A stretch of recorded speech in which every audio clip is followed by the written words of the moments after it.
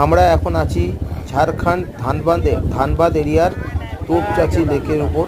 তোপচাঁচি যে ড্যাম, সেই ড্যামের ব্রিজের উপর দিয়ে আমরা এখন যাচ্ছি। এখন বাজে বিকাল 4টে। আর এখানকার পরিবেশটা দেখুন কি সুন্দর। এখন ভালো ক্রাউড আছে, কারণ এখন সিজন টাইম। ব্রিজের উপর প্রচুর লোকজন।